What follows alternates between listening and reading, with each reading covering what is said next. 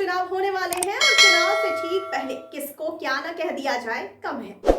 UP चुनाव में मोहम्मद अली जिन्ना की एंट्री के बाद अब चुनाव से ठीक पहले कांग्रेस नेता और पूर्व मंत्री सलमान खुर्शीद ने हिंदुत्व की तुलना खूंखार आतंकी संगठनों बोको हराम और इस्लामिक स्टेट से करके भारत के राजनीतिक माहौल को गरमा दिया है।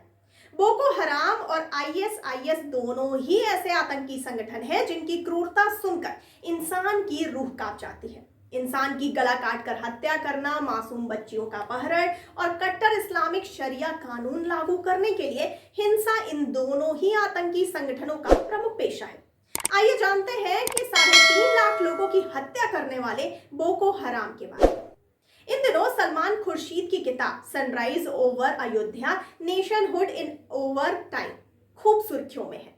साथ ही साथ सलमान खुर्शीद ने अयोध्या विवाद पर लिखी अपनी किताब में कहा कि साधु संत जिस सनातन धर्म और क्लासिकल हिंदुत्व को जानते हैं उसे किनारे करके हिंदुत्व के ऐसे वर्जन को आगे बढ़ाया जा रहा है जो हर पैमाने पर आईएसआईएस और बोको हराम जैसे जिहादी इस्लामी संगठनों के राजनीतिक रूप जैसा है। उन्होंने अपनी इस किताब में दावा किया है कि हिंदुत्व का इस्तेमाल राजनीतिक फायदे के लिए किया जा रहा है। चुनावी रैलियों में इसका जिक्र होता है। अब हम आपको बोको हराम के बारे में बताते हैं। कांग्रेस नेता खुर्शीद ने जिस बोको हराम से हिंदुत्व की तुलना की है वह अफ्रीका देश के नाइजीरिया में साल 2009 से लेकर अब तक 3.5 लाख लोगों की हत्या कर चुका है।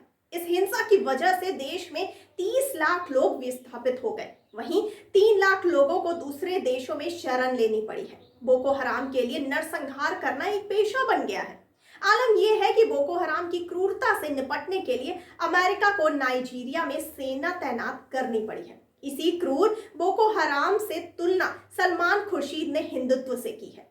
आपको बता दें कि इस आतंकी संगठन बोको हराम का खौफ नाइजीरिया में इस कदर है कि इसके आतंकियों के खिलाफ कोई गवाही भी देने को तैयार नहीं होता। इस संगठन की स्थापना ही नाइजीरिया में शरिया कानून को मानने वाली सरकार को स्थापित करने को लेकर किया गया था। इस आतंकी संगठन ने नाइजीरिया में न केवल बड़ी संख्या में लोगों का कत्लेआम किया है बल्कि सुरक्षा बलों पर भी कई जानलेवा हमले किए हैं। इस क्षेत्र में लोगों का अपहरण, हत्या और सैन्य ठिकानों पर बोको हराम के आतंकियों का हमला अब भी वैसे ही जारी है। आतंकी संगठनों बोको हराम की स्थापना 2002 में मौलवी मोहम्मद यूसुफ ने की थी। 2009 से इस संगठन का मुखिया अबू बकर शेकाऊ है। अगस्त 2016 में बोको हराम ने इस्लामिक स्टेट और लेवेंट से हाथ मिला लिया था। बोको हराम ने 2009 से अपनी आतंकवादी घटनाओं के अंजाम देने शुरू कर दिए थे। तब से लेकर अब तक यह लाखों लोगों को मार चुका है। बोको हराम इस्लाम के जिस विचारधारा का समर्थक है उसमें मुसलमानों को वोटिंग और धर्मनिरपेक्ष होने की सख्त मनाही है। वर्तमान में बोको हराम नाइजीरिया के अलावा चाड, नाइजर और उत्तरी कैमरून में भी सक्रिय है।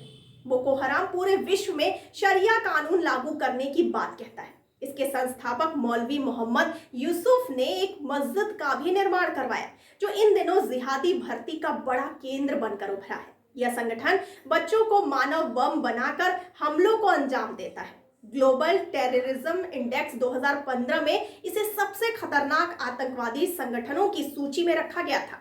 इस संगठन ने 2010 में कई लोगों को एक साथ कैद कर लिया था। बोको हराम ने अबुजा में संयुक्त राष्ट्र संघ के कार्यालय और पुलिस की इमारतों पर सुसाइड बॉम्बिंग की घटनाओं को भी अंजाम दिया है।